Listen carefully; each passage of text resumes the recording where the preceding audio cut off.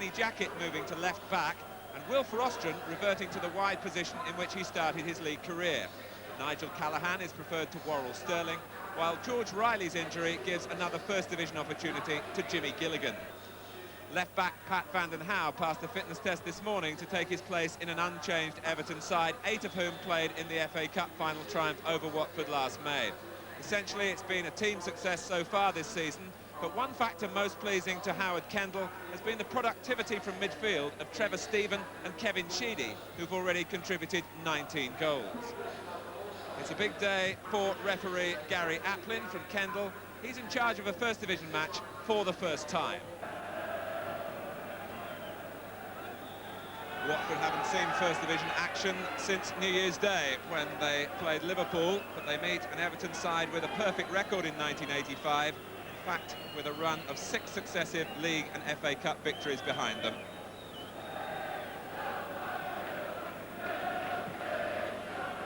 It's a bright, somewhat blustery afternoon. Here's Kevin Ratcliffe, Paul Bracewell for the First Division leaders.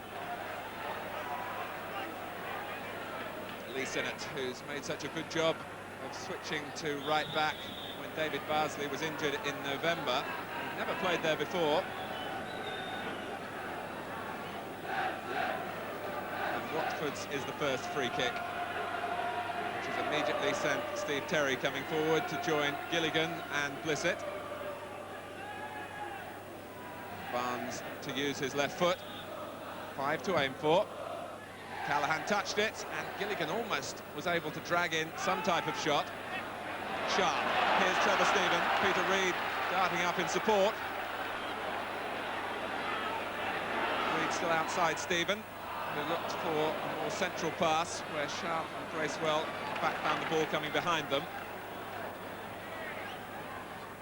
Gary Stevens. John McClellan jumping well. He's been an important factor for Watford in some improved defensive performances after a really awkward start to the season. And Kenny Jackett, in Graham Taylor's thinking today, starting the game at least at left-back. Will Frostron lurking further forward, despite the number 3 on his back. Blissett and Taylor, who sprang forward, you may remember, on a couple of occasions in the cup final with good strikes at goal. Rostron. Almost a case of scrum down.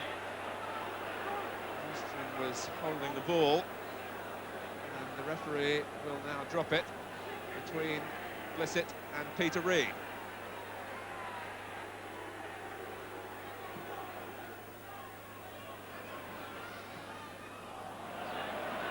Stevens miscuing the clearance.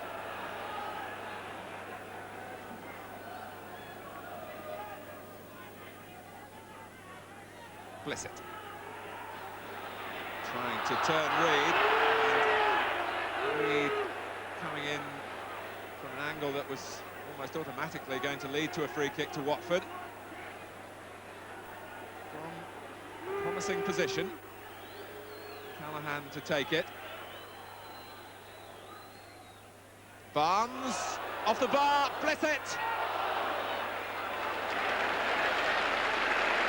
It was the back header by John Barnes. Callaghan's free kick, very much in the Watford style, looking for the player coming in at the near post. Southall was beaten out off the bar.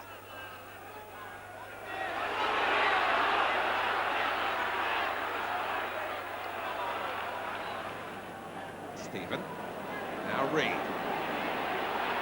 Terry going across, and Sharp off the post, and finally away by McClellan, and Bracewell snatched at the opening that really he shouldn't have been allowed to have. First of all, Everton will feel that they should have scored, because Peter Reid got a good angle here to cut the ball back. Sharp couldn't quite work it in inside that post. Coton was scrambling. McClellan could have given it to the goalkeeper, gave it straight to Bracewell, who was wild in his finishing attempt. Mulligan pushing into Derek Mountfield, who will remember well Mountfield, the 5-4 win at Watford earlier this season. He scored for both sides in that game. Stephen, and here's Sharp, and here's Sheedy, and Coton couldn't get there, and Terry was the last line of defence. Deserved the pat on the back. Decisive work from Trevor Stephen. Sharp opted to use Sheedy. The shot was mishit by Sheedy's standards. The deflection beat Coton. Terry showed the value of real defensive play, and Coton was able to make a catch from the corner. Defend your goal at all costs is surely the bottom line in the defender's book of philosophy. Taylor, Callahan,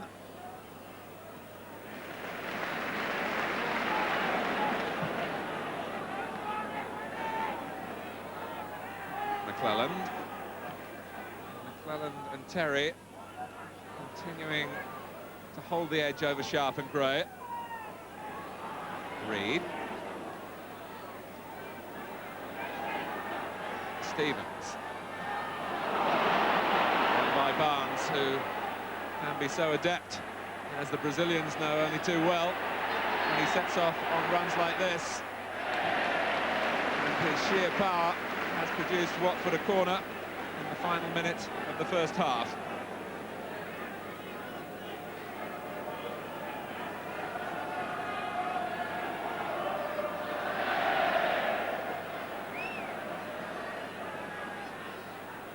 Taken again by Callahan, and Southall misjudged it. Terry!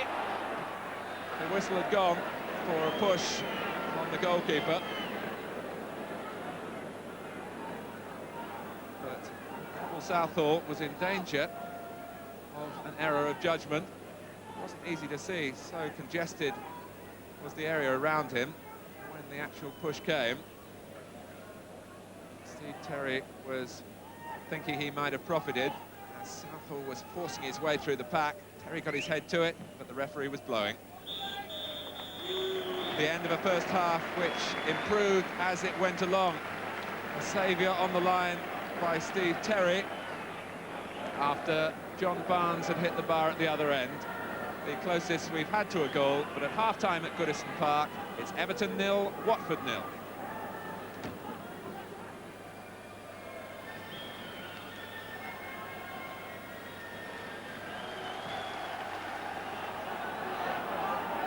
Still on crutches, Adrian Heath, with the knee injury that will keep him out, one thinks, for the rest of the season. But maybe his goal power is something that Everton could have done with in the first half. The First Division leaders who've scored in every home league game this season. It's Watford who've only failed to score twice in their 23 outings in the First Division. Perhaps a surprising fact that we're still waiting for the game's first goal.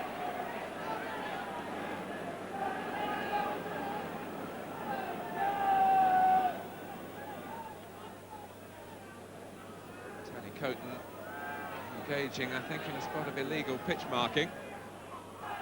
Sharp using his back into McClelland, which the defender didn't like. Stevens. Stephen. Now Vanden Hauwe. Again denying Everton space.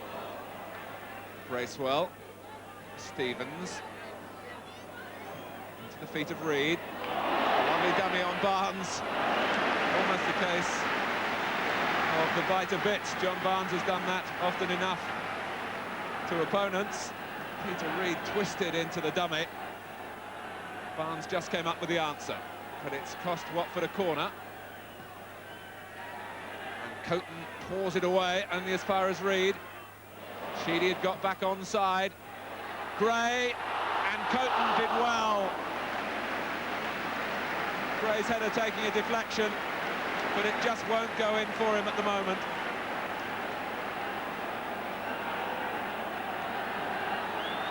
The Everton players well aware of the other values of Andy Gray, apart from scoring, but they'd love to see him put the ball in the back of the net. Van den Hauwe out by Sinnott. So close for Andy Gray, who climbed characteristically, and Coton got a hand to deny Gray the goal. Sharp. Bracewell wasn't going to come second, although the odds were against him. Sheedy. Bracewell involved again. Stephen meeting the cross, and Gary Stevens, and the deflection cruel for Watford and Coton, but the First Division top scorers have finally found a way through, and they needed a bit of luck to do it.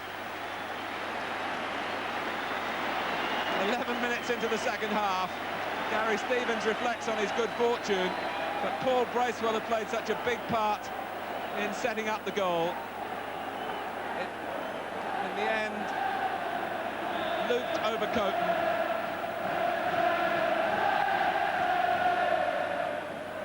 But it's Gary Stevens' goal, and he's on the score sheet just as he was in the FA Cup tie last week against Doncaster.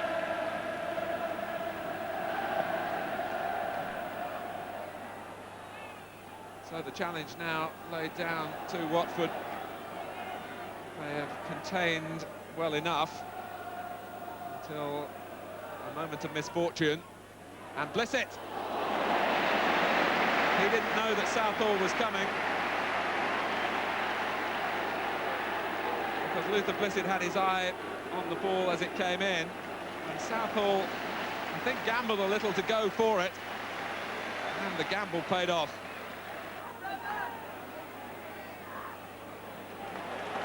Stevens, off goes Sharp.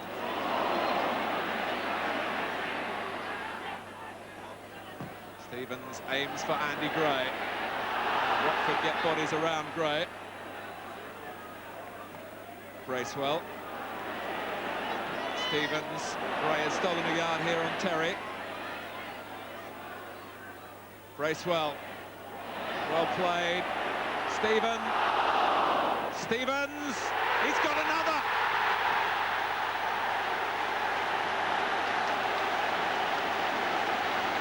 And once again, Bracewell was involved. Tony Coton had no chance. Would have barely got a sight of the ball as it sped through a crowded area in front of the goalkeeper. And Everton, who could hardly muster a goal last season, where they barely averaged a goal a game, are getting them this year from all quarters.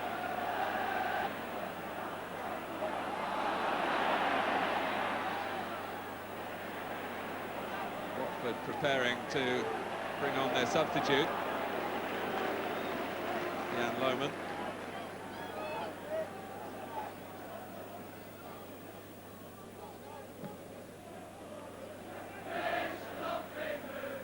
Dropped off Terry, but only as far as Stephen. And Gray went in with the elbow. And Terry, who's already had enough damage around the eyes to last him a whole career.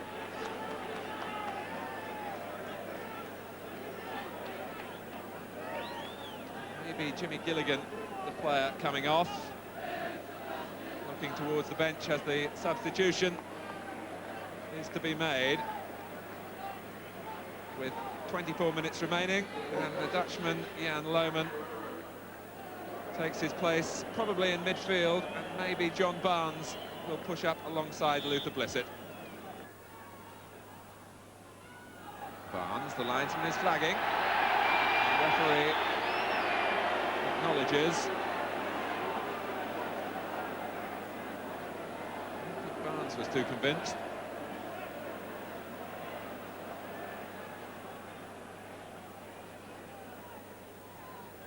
Everton, one would think, would be vulnerable to being caught square, but they've got such pace of recovery.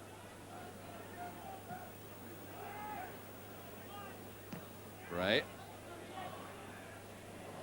Here's Sharp. Now Stephen. And Sharp again. Reed. Could hardly blame Gary Stevens if he wanted to have another crack. But more sensibly settles for the cross. Gray did well to make something of it. Sheedy. And finally it was Vanden Hauwe. Probably feeling a little bit resentful that the right back has scored twice. It's whetted his appetite.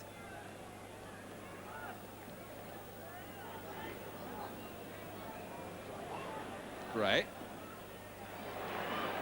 Reed. Perhaps telling Stevens where he might have been.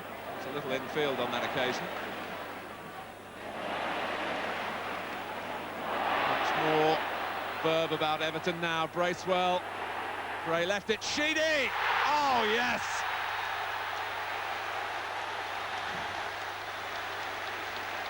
Sweet as you like.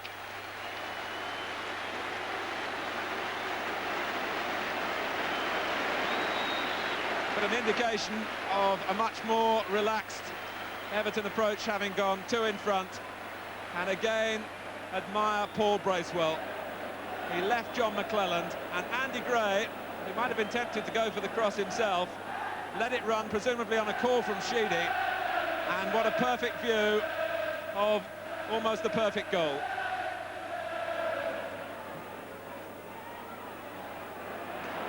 And here is the scorer of it.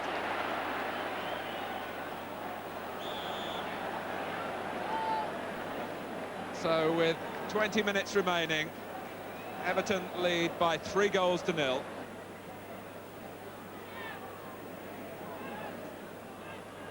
And if any one player could be singled out, Paul Bracewell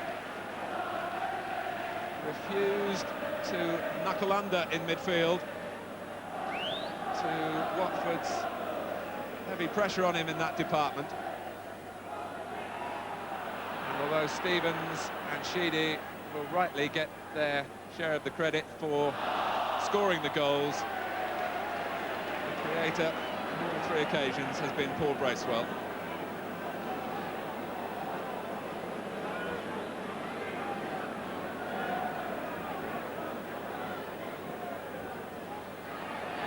Gray. I think the one thing every Everton supporter would want now would be for Andy Gray to score, but it's Bracewell. And now Ratcliffe. It's an onslaught. And it's so nearly 4.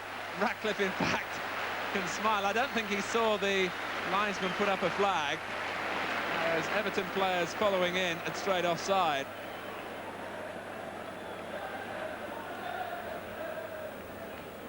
So Tony Coton in the Watford goal conceded 5 against Everton on his Watford debut back in September. And 3 more here.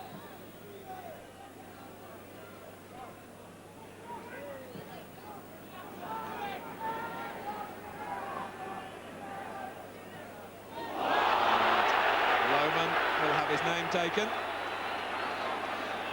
He left a foot in. Stephen had taken the ball past him.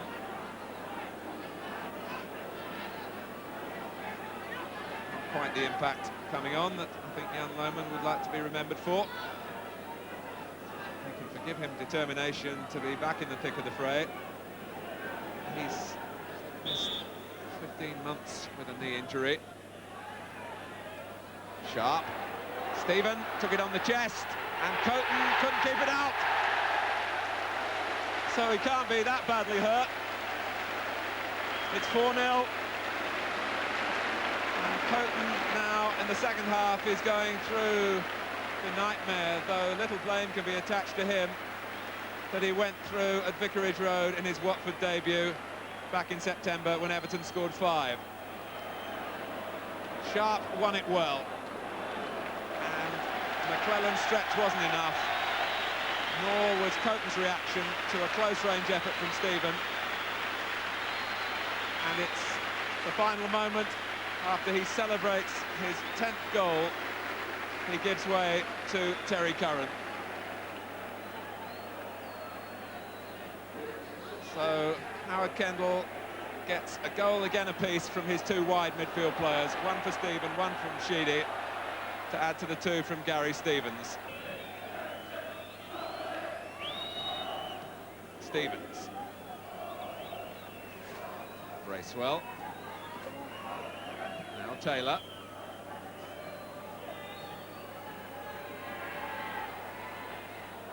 Barnes and Callahan plotting for the last.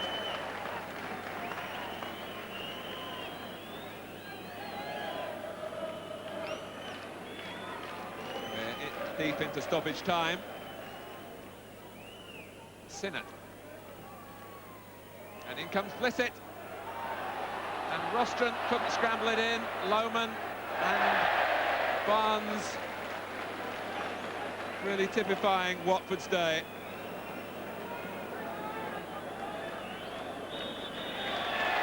The last incident of an enjoyable match that veered away from Watford in the second half. Barnes here couldn't provide even a consolation goal for them. Paul Bracewell masterminding Everton's midfield in the second half. 2 goals for Gary Stevens. Kevin Sheedy and Trevor Stephen the other scorer. And Everton's unblemished record in 1985 continues. A 7th successive victory, in fact, in League and FA Cup. A final score at Goodison Park. It's Everton 4, Watford 0. Aim at the start of any season, really, to finish out on top after 42 games. We're no different to everybody else. I mean, we're ahead of everyone else, so I think that we've got the better chance.